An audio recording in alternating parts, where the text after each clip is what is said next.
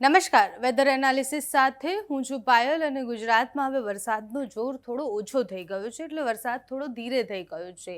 પણ એક સિસ્ટમ બંગાળની ખાડીમાં બની છે જેની ચિંતા આપણે કરવાની છે.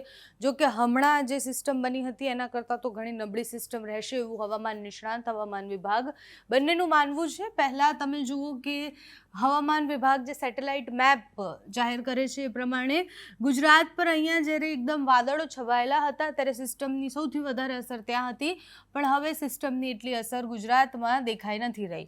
ક્યાં વરસાદ પડવાની સંભાવના વધારે છે? તો આ ઉત્તર ગુજરાતના બોર્ડરના જે વિસ્તાર છે, એટલે ઉત્તર ગુજરાત અને રાજસ્થાન બોર્ડરનો જે વિસ્તાર છે ત્યાં વરસાદની સંભાવનાઓ છે. એટલે અહીંયા વરસાદ પડી શકે છે. બનાસકાંઠા, પાટણ, મહેસાણા, સાબરકાંઠા આ બધા વિસ્તારોમાં વરસાદની થોડી સંભાવના વધારે છે. બાકી કચ્છમાં થોડો વરસાદ પડી શકે છે અને આખા ગુજરાતમાં, દક્ષિણ ગુજરાતના અમુક ભાગોમાં, છેક નીચે જે મહારાષ્ટ્ર બોર્ડર સાથે અડેલા છે ત્યાં વરસાદ આજે પડી શકે તેવી સંભાવના છે. બાકી ક્યાંય પણ કોઈ જોર નથી સિસ્ટમનું. જે સિસ્ટમ બની હતી ઓલરેડી ગુજરાત પરથી પસાર થઈ ગઈ છે. બંગાળની ખાડીમાં અહીંયા એક સિસ્ટમ બની રહી છે, આ તમને દેખાતું હશે. અહીંયા એક સિસ્ટમ બની રહી છે, તમને વિસ્તારથી બતાવું છું. અહીંયા જે સેટેલાઇટ મેપ છે એ પ્રમાણે કે અહીંયા એક્ઝેક્ટ એક સિસ્ટમ બનેલી છે અને આ સિસ્ટમ મહત્તમ એવું માનીએ કે આ બાજુથી આમ આવશે, કાં તો આમ આવશે, કાં તો પછી આમ આવશે. એટલે ગુજરાત ઉપર એ કઈ રીતના અસર કરશે જોવાનું છે. એવું બની શકે છે કે આ બાજુ નથી આવતી સિસ્ટમ તો આ તરફ પણ જાય, એટલે બાંગ્લાદેશ તરફ જે સિસ્ટમ જાય છે તો એની અસર આપણા ગુજરાતમાં કોઈ જ થવાની નથી. અત્યારે એનું ટેન્શન નથી લેવાનું, કારણ કે સિસ્ટમ હજી બંગાળની ખાડીમાં સક્રિય થઈ છે. કઈ દિશામાં આગળ વધશે એ માહિતી હવામાન વિભાગે આપી નથી. એટલે જ્યાં સુધી આપણને સિસ્ટમનો ટ્રેક ના ખબર પડે, બંગાળની ખાડીમાં બનેલી સિસ્ટમનો, ત્યાં સુધી આપણે એનું ટેન્શન નથી લેવાનું. ગુજરાતમાં હવે આગામી 5-6 દિવસ સુધી બહુ ભારે વરસાદની કોઈ સંભાવનાઓ અત્યારે દેખાઈ નથી રહી. વિંડી શું કહે છે એ પણ જોઈએ. વિંડીમાં જે પ્રમાણે દિવસ પ્રમાણે આગાહી છે કે સિસ્ટમ જેમ જેમ આગળ વધે છે એ પણ વિંડીમાં દેખાશે. જુઓ, આજની તારીખ 5 અને 5 વાગી અને 9 કલાકે, એટલે સવારના 9 વાગ્યાની આસપાસ ક્યાં વરસાદ દેખાઈ રહ્યો છે? તો જામનગરવાળો જે પટ્ટો છે ત્યાં, અને આ બાજુ ઉત્તર ગુજરાતના વિસ્તારોમાં વરસાદ દેખાઈ રહ્યો છે. બાકી વડોદરા અને એની આસપાસ થોડો વરસાદ દેખાઈ રહ્યો છે. ભાવનગર, સુરત, વલસાડ આ બધા વિસ્તારોમાં પણ સામાન્ય વરસાદ પડી શકે છે, પણ ભારે વરસાદ તો અહીંયા મહેસાણા, પાલનપુર, હિંમતનગર અને આબુ રોડનો જે વિસ્તાર છે એ આટલા વિસ્તારમાં ભારે વરસાદની સંભાવના છે. 6 તારીખે પણ ત્યાં ભારે વરસાદ પડી શકે છે. સિસ્ટમ ધીરે ધીરે આગળ વધી રહી છે, એટલે રાજસ્થાન તરફે જ્યારે જાય છે ત્યારે એની અસર ઉત્તર ગુજરાત અને મધ્ય ગુજરાતના ભાગોમાં થવાની સંભાવના છે. 6 તારીખની આ સ્થિતિ છે. 6 તારીખે દક્ષિણ ગુજરાતમાં પણ વરસાદ પડી શકે તેવી સંભાવનાઓ દેખાઈ રહી છે. સામાન્યથી મધ્યમ વરસાદ હશે. અતિથી અતિ ભારે વરસાદની કોઈ જ આગાહી નથી. અમદાવાદમાં પણ 7 તારીખની આસપાસ વરસાદ પડવાની સંભાવના છે. દાહોદ, છોટાઉદેપુર વાળો પટ્ટો છે ત્યાં પણ વરસાદની સંભાવના છે. દાહોદ, અરવલ્લી આ વિસ્તારોમાં વરસાદ પડી શકે છે. 7 તારીખની આગાહી હું તમને કહી રહી છું. 7 તારીખે રાત સુધીમાં પાલનપુર, મહેસાણા, હિંમતનગર, બનાસકાંઠા વિસ્તારમાં વરસાદની સંભાવના છે.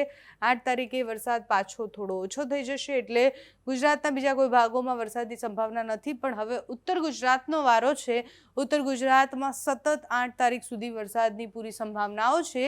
મધ્ય ગુજરાતમાં પણ 8 તારીખે વરસાદ પડશે. એટલે મધ્ય ગુજરાતમાં તમે જુઓ કે અહીંયાથી સ્ટાર્ટ કરીએ વડોદરાથી, તો આ બાજુ દાહોદ, છોટાઉદેપુર અને એ બધા વિસ્તારમાં વરસાદની સંભાવના છે. ડુંગરપુરમાં પણ વરસાદની સંભાવના છે. મોડાસામાં પણ વરસાદ પડી શકે તેવી સંભાવના છે. પાલનપુર, મહેસાણામાં થોડો વરસાદ ઓછો થઈ જશે અને 9 તારીખ પછી તો સ્થિતિ સાવ એવી થઈ જશે કે બહુ જ વરસાદની કોઈ સંભાવના નથી. જ્યાં પણ પડશે ત્યાં સામાન્ય છૂટો છવાયો વરસાદ પડવાની સંભાવના છે. દક્ષિણ ગુજરાતની વાત કરીએ તો સુરત, વલસાડ, દમણ, દાદરા નગર હવેલીમાં વરસાદ પડી શકે તેવી સંભાવના છે. અને આ જુઓ 10 તારીખ સુધીમાં તો આપણે ક્યાંય પણ વરસાદ નથી દેખાઈ રહ્યો. જ્યાં પડશે ત્યાં સામાન્ય છૂટોછવાયો વરસાદ પડે તેવી સંભાવના છે. અને 10 તારીખ સુધી ગુજરાતમાં વરસાદ, એટલે હવામાન નિષ્ણાંતો જે કહી રહ્યા હતા કે 9 તારીખ સુધી વરસાદ પડવાનો છે, 10 તારીખે પણ વરસાદ પડશે. હવે આ જે સિસ્ટમ આખી દેખાય છે, આ તમને દેખાતું હશે કે મધ્ય પ્રદેશમાં જે આખું આ ગ્રીન કલર જે થયો હતો એ બંગાળની ખાડીની સિસ્ટમની અસર છે. એ સિસ્ટમની અસર ગુજરાત સુધી પહોંચે છે કે કેમ એ હજી ચર્ચાનો વિષય છે, કારણ કે એની હજી કોઈ માહિતી આવી નથી.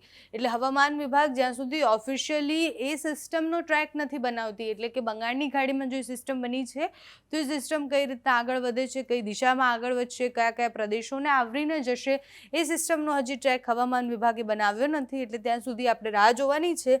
બાકી 9-10 તારીખ સુધી ગુજરાતમાં મધ્યમથી ભારે વરસાદ અમુક વિસ્તારમાં પડી શકે છે. ઉત્તર ગુજરાતમાં ભારે વરસાદની સંભાવના છે, એટલે ત્યાંના લોકોએ થોડું સાવચેત રહેવાનું છે. ખૂબ ભારે વરસાદ નહીં પડે જેવો હમણાં સૌરાષ્ટ્ર અને વડોદરા અને બધી જ જગ્યાએ જે તબાહી થઈ એટલો ભારે વરસાદ નથી પડવાનો, પણ હા સામાન્ય મધ્યમ વરસાદ પડવાની પૂરી સંભાવના છે. અત્યારે હવામાન વિભાગની આગાહી શું કહે છે એ પણ જોઈએ. જિલ્લા પ્રમાણે 2-3 દિવસ સુધી કયા જિલ્લાઓમાં કયું એલર્ટ આપવામાં આવ્યું છે, કારણ કે હવામાન વિભાગ જિલ્લા પ્રમાણે સમજાવે છે કે ક્યાં ભારે વરસાદ પડી શકે છે, ક્યાં અતિ ભારે વરસાદ પડી શકે છે અને ક્યાં મધ્યમ સામાન્ય વરસાદ પડી શકે છે.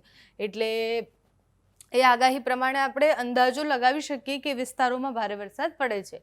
જેમ આપણે વિંડીમાં જોયું અને જે પ્રમાણે આપણે સેટેલાઇટ મેપમાં પણ જોયું, ઉત્તર ગુજરાત અને કચ્છમાં આજના દિવસમાં ભારે વરસાદની સંભાવના છે.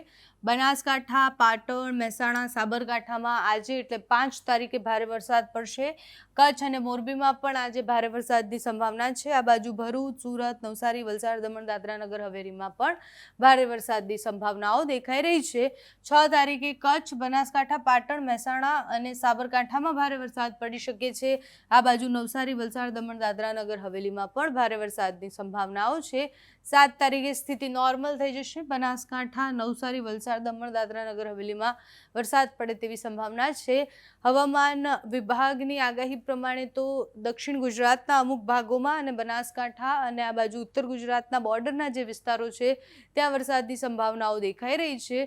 9-10 તારીખ સુધી ગુજરાતમાં વરસાદ પડવાની સંભાવના છે. અમુક વિસ્તારમાં ભારે તો અમુક વિસ્તારમાં સાવ છૂટો છવાયો અને અમુક વિસ્તારમાં તો નહિવત સંભાવનાઓ છે, જેમાં ગ્રીન કલર જે સૂચવે છે કે અહીંયા કોઈ જ આગાહી નથી, એટલે અહીંયા ક્યાંય વરસાદની કોઈ સંભાવના પણ નથી. એટલે પહેલાં સૌરાષ્ટ્રનો વારો હતો અને હવે ઉત્તર ગુજરાતનો વારો છે. ઉત્તર ગુજરાતમાં કેવો વરસાદ પડે છે અમને કમેન્ટ્સમાં જરૂર જણાવજો. અત્યારે આ વિડીયોમાં બસ આટલું. જો તમે અમને યુટ્યુબ પર જોઈ રહ્યા હોય તો સબસ્ક્રાઈબ કરજો, ફેસબુક પર જોઈ રહ્યા હોય તો ફોલો કરજો, અમારા વિડીયોને લાઇક અને શેર કરજો.